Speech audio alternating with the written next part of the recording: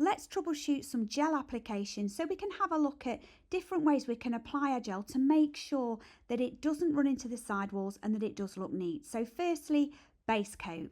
Don't overload your brush. You can see I haven't got loads on my brush here. I don't want to flood the nail plate because it will self-level into the sidewalls. So we need to make sure we've got just enough product on to cover what we need. Now you can see I'm using my brush and the shape of my brush to control that product into the curved cuticle area, and I'm using the sides of my brush to guide it up those sidewalls, leaving a tiny fraction of a margin between product and sidewall and cuticle.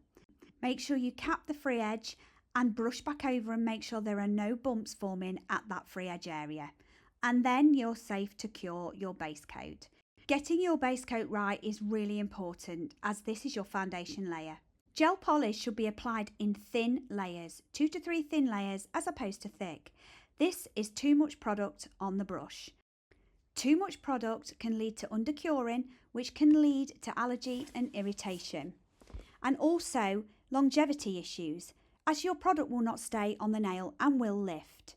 As you can see, it's really difficult to apply this amount of product. Although I know that you want it to look fully covered in one coat, this isn't the way to do it. You can see the lumps, the bumps, and it's starting to run into those side walls.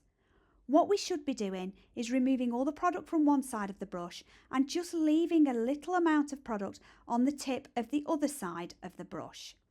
That way it's easier to control. Starting in the centre, pop the brush on the nail and pull back, and then use your brush and the curve of the brush to push it towards the cuticle and then pull back. Use the side of the brush to control the product down the side of the sidewall, and then again on the other side, use the other side of the brush to control it and down that side wall, ensuring that you are brushing out any lumps as you go. Cap the free edge and make sure that no gel has gone back onto the nail and formed a bump. Just adjust this by brushing over the top, like I'm doing now, and just make sure that that is fully capped. As you can see, it's not running into the side wall, it's a nice even layer, and that's now ready to go into our lamp. If you're still worried about flooding the sidewalls and cuticle area, try this method instead. So what we're going to do this time is we're going to apply the gel to the free edge first, and we're going to cap. This means that we stop any lumps and bumps forming at the free edge by keep trying to cap afterwards. Unfortunately, gel is a magnet, and while the gel is wet on the finger and you're capping, it's going to attract that gel onto the nail, forming the lump at the end of the nail.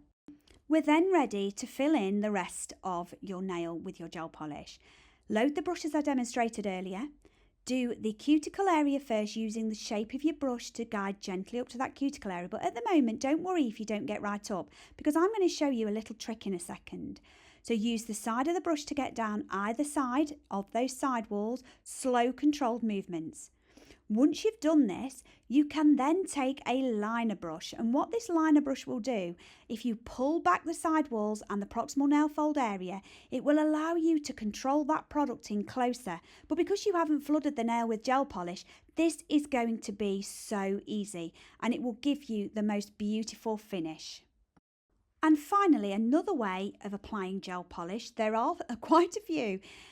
Grab some product on a liner brush. So once you've done your base coat, grab your product on the liner brush, pull back the proximal nail fold area with your thumb. You can see I'm pulling back here, and use the liner brush to frame the nail first. You do need a bit of a steady hand, but if you're frightened of flooding, this is a great way of doing it.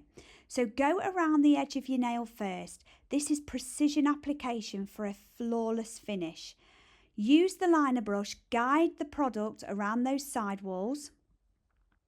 What this will do is it means that when you actually go in with your brush to complete the nail, you don't have to go into those areas with that thick chunky brush. It can be really difficult to paint with a brush in a gel bottle.